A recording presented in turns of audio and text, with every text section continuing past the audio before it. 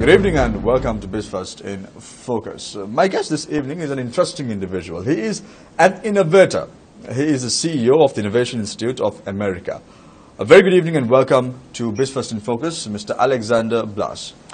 Thank you so much. Nice to have you on board, Alexander. Tell me a little bit about yourself. Ayubowan, everyone. It's such an honor to be here in beautiful Sri Lanka for the first time. I'm here in Colombo, where I was very honored to be invited by SEMA, the Chartered Institute of Management Accountants, to be the opening keynote speaker last night at their 2015 Business Leaders Summit, where I was doing, because their theme of the conference is future defined. And obviously you can't be speaking about the future without talking about innovation. So I was speaking about, my keynote was Innovation Explosion, defining the future through innovation. You spoke about innovation and how it changes and defines the future of business. Can you elaborate on this? Innovation is one of those great buzzwords that we hear a lot about these days. But oftentimes I'm not sure how many of us truly understand what innovation means. It sounds like something so technical and ambiguous for some guy or gal in the basement of the science building. But really, I was trying to bring it down to the human level, right? To the human side of innovation. Where do big ideas come from, and how each of us can reinvent ourselves as an innovative, on a more innovative path. And obviously, having a new government recently here in Sri Lanka in the past 6 months, and being a young country since independence, just like I come from a young country as well. There's such a wonderful, innovative, and entrepreneurial spirit. I think people, even the younger generation especially, is always coming out of the top universities and colleges saying, I don't just want a job, I want to change the world as well and make a real difference, do well while doing good. So innovation is something deeper than just something technical. So I was trying to touch people's hearts as well as their minds, to talk about how we can all innovate in all facets, both in our daily lives as well as in our jobs. It's not just about the revolutionary, game-changing ones that tend to make the headlines. Why is innovation so important in today's business context? That's a great question. I actually don't think that innovation is a new concept. I don't think it's any more important today than 100 years ago or 1,000 years ago. I think as societies and cultures around the world, we've been constantly innovating throughout our history. Obviously, here in Sri Lanka, given the excitement and new opportunities that are developing, being a young nation since independence, having a very excited and educated society, the new government in place, and coming out of a few decades of war recently, in recent years, it's even more of an opportunity. There's kind of a misconception sometimes that in times of economic uncertainty and politics, maybe it's a more difficult time to innovate. I would actually respectfully disagree with that, because if you look throughout history, I'll give you an example. In the Fortune 500 companies, you may be surprised to learn that over 50%, 256 I believe, of the 500 companies on the Fortune 500 either began or experienced periods of economic growth or expansion during challenging economic times of recession and uncertainty. It's really fascinating. So I think that's because during difficult times and uncertain times, that actually brings out the tenacity and the motivation of people who have those passions, those values that never give up, and people who are weaker, more nervous and more risk averse, people that don't have that perseverance and get talked out of their innovative endeavors by those negative influences and skeptics, tend to kind of fall to the wayside. So I believe in challenging economic times, and when there's kind of new opportunities, it's actually the best time to be innovating, thinking of not solutions looking for a problem, but identifying problems in the society, problems that your customers are facing, and that you have a perfect, innovative solution for. How can you define innovation in the context of a post-war Sri Lanka? It's 6 years following the end of the conflict in the island. Is it the right time to innovate, or is it the time to sustain your business enterprise? I think, as I mentioned, this is the best time to innovate because, again, with uncertainty comes opportunity. It gives people who are more entrepreneurial-minded and long-term thinkers, thinking not how we've been doing business yesterday. What did the business climate here in Sri Lanka look like 5 years ago, 10 years ago, 20 years ago? What will be looking like tomorrow, 5 or 10 years from now? What will our customers be looking for, where they don't even know that they need it? Empathy, having empathetic connection with your customers is far more important than market research. Sometimes I think doing market research is the best way to kind of find out what our customers are looking for when it comes to innovative products and services. But if you look at some of the most successful innovations of our time and leading innovators, you'll see sometimes they often do little to no market research because they actually are able to study the behavior of their customers. A term, for example, is ethnography. Ethnography is a sociological term. Does innovation have a price? A price? To pay? Sure, absolutely. I think as innovators, you have to have a thick skin. There will always be people who are trying to talk you out of it, say, this is stupid, this innovation stuff doesn't apply to us, we've been doing the same thing for 30 years, it's never going to change. You have to be strong-minded and surround yourself by a strong team. Innovation never happens in a vacuum or alone. You have to have the tenacity to see through difficult times. It's not always glamorous or easy, and innovation doesn't happen overnight. I think there's that personal toll because people will tell you that you're crazy oftentimes. But as I mentioned last night in my keynote presentation here in Colombo, I said if people don't tell you that your idea is crazy, it's probably not that innovative. So take it as a compliment because you may be on the right path. Anyone can be an innovator, is it? Absolutely. And Shamir, I'm glad that you brought that up because it's a common misconception. We think innovation is for someone else. All of us have an innovator inside us waiting to be awakened or invoked. It's a combination of, if you look at the most successful innovators of our time, you may be surprised to see that oftentimes they had little to no experience in the industries in which they were credited with revolutionizing, because innovations benefit from an open mind, a fresh perspective, and new ways of thinking. So to be a most successful innovator, innovative leader, or entrepreneur, to me, in my opinion, and the research that we've done at the IIA, it's a combination of your professional experiences, your CV, your training, your experience in education, what we refer to as your professional toolbox, with what we call your personal toolbox, your defining moments, your people who've inspired you, your passions, and your values.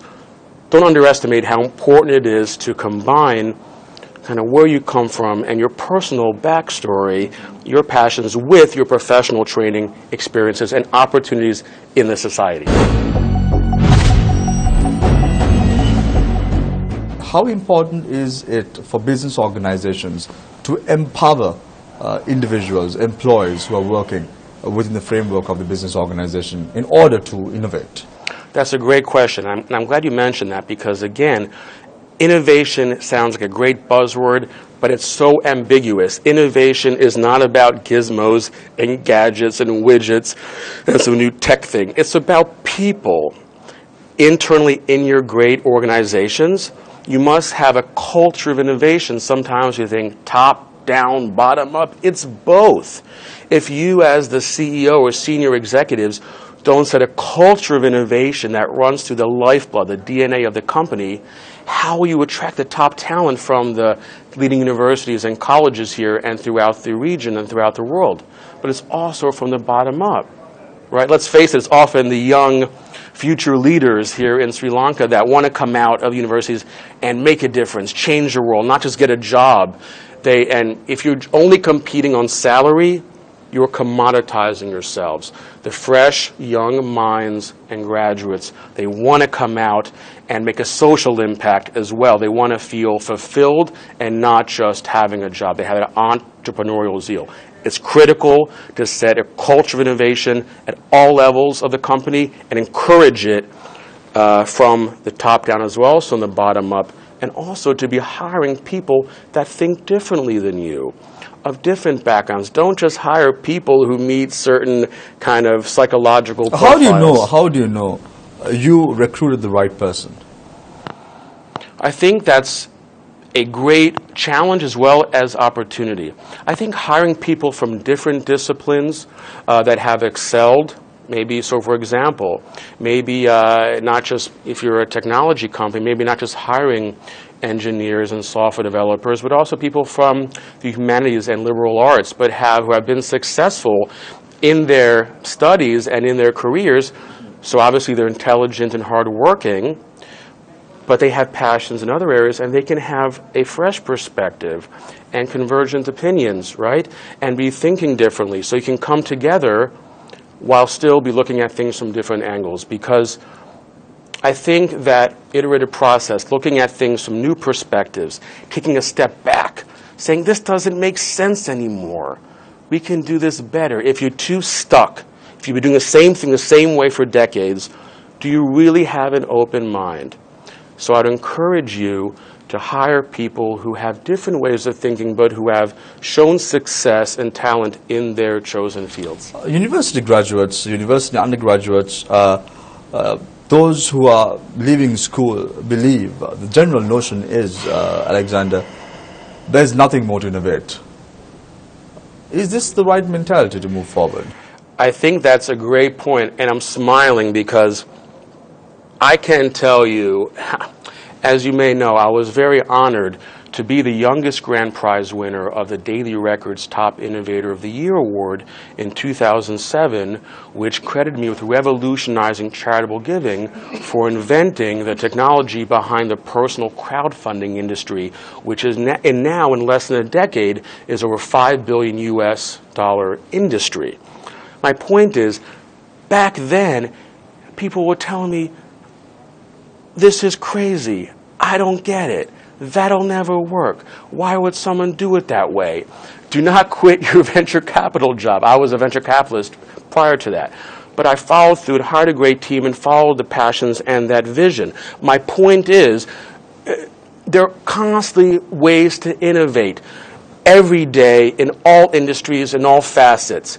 A fun quote that I mentioned last night in my keynote presentation was from Henry Ford, the founder of the Ford Motor Company.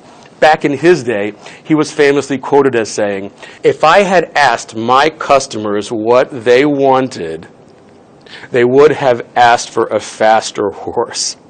That's what Henry Ford said. In his day and age, people couldn't imagine getting around by automobile. They had horse and buggy. We're just getting started. There are constantly new ways to innovate every day in all industries. The world is constantly innovating itself. Innovation is not a new concept. And absolutely, just think about, identify real problems in the society, in your customer base, in your prospects. There are constantly ways to innovate in incremental ways as well as in game-changing ways. Alexander, you said that you had a permanent job and then you left the job because you wanted to be an innovator. How successful were you? In hindsight, obviously, everything worked out, obviously, quite well, and I'm very grateful for that. But to be honest, innovating isn't easy. Nothing is an overnight success. There was a lot of struggle along the way. I don't want to oversimplify the innovative process or over-glamorize it.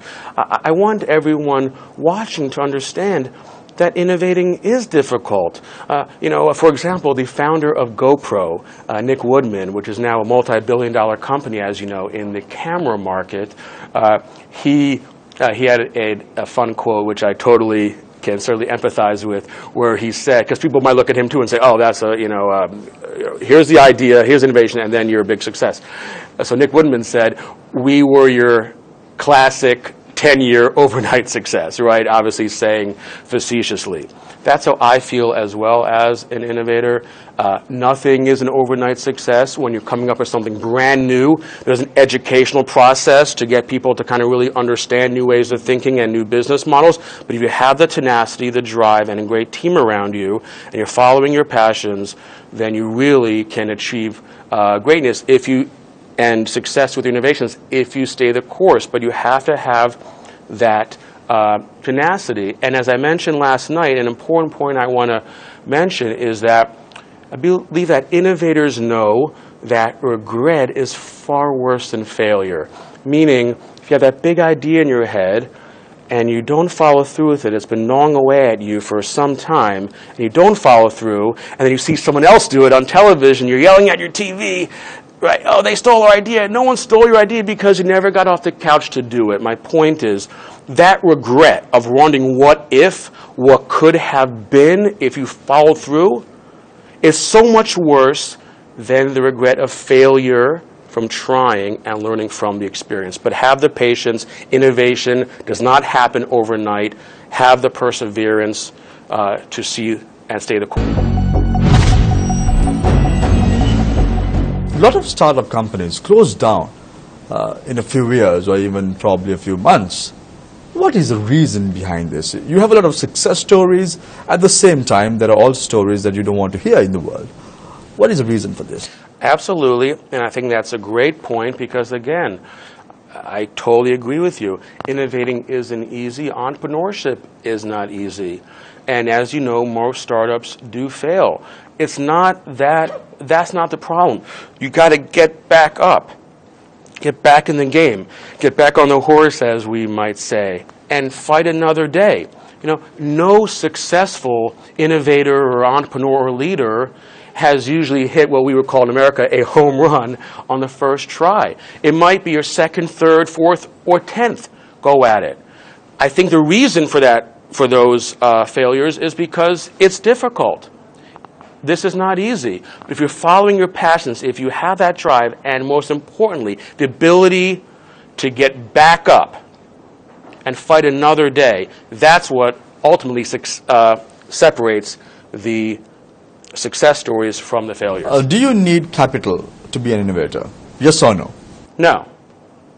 Can you and any individual in the world go up and start innovating? Just no. Yes, and in this day and age, it's easier than ever with all the great technological tools. Social media, how to build buzz and viral marketing. People that say it's harder now than 10, 20 years ago because all the good ideas are taken, it's the opposite. When Amazon and eBay and all those famous companies started, back in the late 90s or so, for the dot-com boom, there was no Facebook or Twitter or Pinterest or YouTube or any of these tools that help the big companies like GoPro spread the word through buzz and viral marketing. So now it's actually easier than ever on a little to no budget. What is the role of governments, respective governments, banks, state banks, private media organizations, private institutions, to bring out the best in people? Mm-hmm. Well, again, buoying on the financial point, certainly it's always easier with money and with funding. I don't want to minimize that. But if you get that initial push, the initial buzz, then the money will follow, right? So if you have little to no capital to start, but if you get that buzz and that momentum, then the money will be there for you because people want to follow success. However, I do think in terms of the roles of government and the financial institutions, of course, it's critical to support a culture of innovation and entrepreneurships for startups, for SMEs, to really give them the tools, not just the money, but so-called smart money, to give them the support and the tools and the programs to help them succeed and have the best chance of success. That culture of innovation isn't just for the corporate world, it's also for the government to say, we want to build a society of innovators. What do we want Sri Lanka to be looking like in the future? Right? The theme of the conference here is on future defined.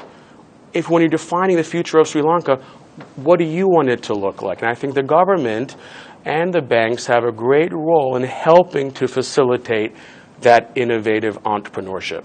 How audacious must you be to become an innovator?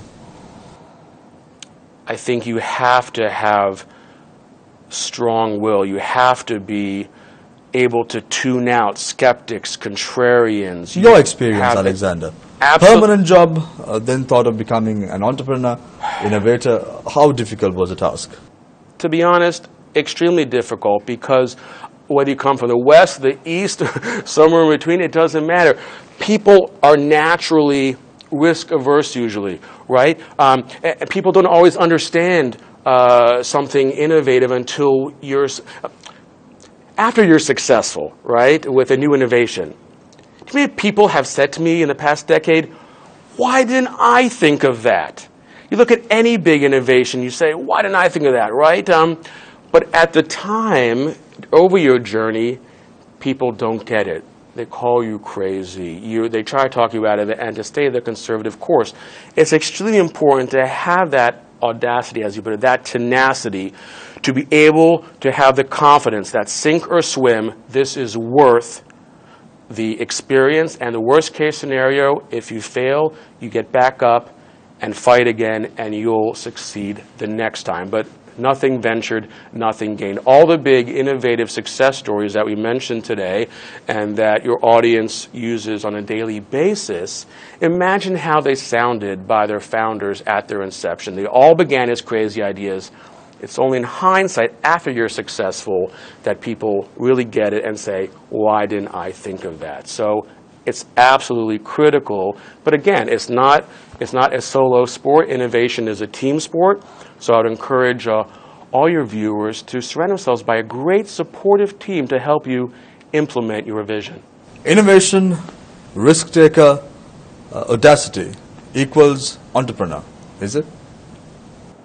I think those are a few of the ingredients. Obviously, there are more, but I think that's a really great way of summarizing it. Also, the ability to see opportunities and seize them before your competition does. But most importantly, it's not about the ideation. It's about implementation. The best ideas in the world will go nowhere if you cannot execute, and execution is far more important. Thank you very much, Alexander, for joining us right in BIZ First in Focus. Pleasure to have you on board. Shamir, it's a real honor. Thank you so much for having me here in Sri Lanka.